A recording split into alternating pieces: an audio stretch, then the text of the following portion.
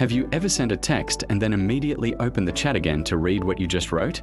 And then read it again? And maybe one more time, 5 minutes later?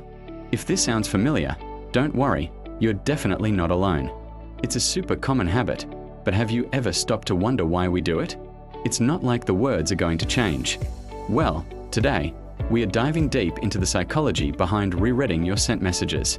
Trust me, the reasons are fascinating. First up, let's talk about anxiety. When we send a text, especially an important one, we are essentially sending a little piece of ourselves out into the world and waiting for a reaction.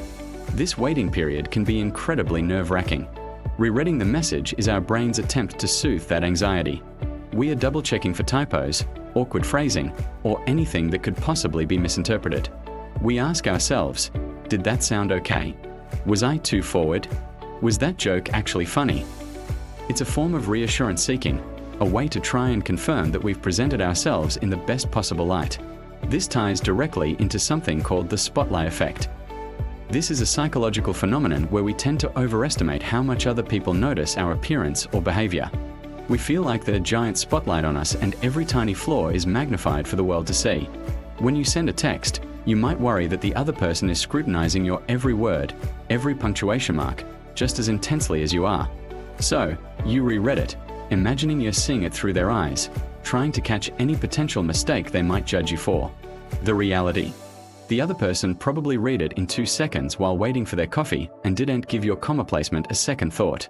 We are often our own harshest critics. Then there's the illusion of control. Text-based communication lacks the immediate feedback of a face-to-face conversation. You can't see their facial expressions, hear their tone of voice, or gauge their body language. This lack of information can make us feel powerless. By repeatedly rereading our sent message, we trick ourselves into feeling a sense of control over the situation. It's like we are actively participating in the conversation, even though our part is already done. We reanalyzing the data we have, our own words, because it is the only thing we can control while we wait for a reply. It's a way to stay in the moment, even when the ball is in the other person's court. So what can we do about it? The first step is awareness. The next time you find yourself compulsively rereading a sent text, just notice it. Acknowledge the feeling, whether it's anxiety or the need for control. Remind yourself about the spotlight effect. Chances are, the other person isn't analyzing your text as much as you think. Try practicing a send and forget mentality, or at least a send and put your phone down approach. Close the app. Go do something else for a few minutes. This little bit of distance can break the cycle of obsessive checking and help reduce your anxiety. It's about trusting that what you sent was good enough and letting the conversation flow naturally. Ultimately, rereading our texts is a very human thing to do. It stems from our desire to connect, be understood, and be accepted. It's a quirky digital age habit that reveals a lot about our inner workings. So, next time you catch yourself doing it, don't be too hard on yourself. Just take a breath, trust the process, and maybe put your phone away. I hope this gave you some interesting insights into your own texting habits.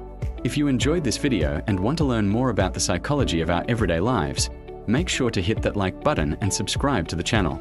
Thanks for watching, and I'll see you in the next one.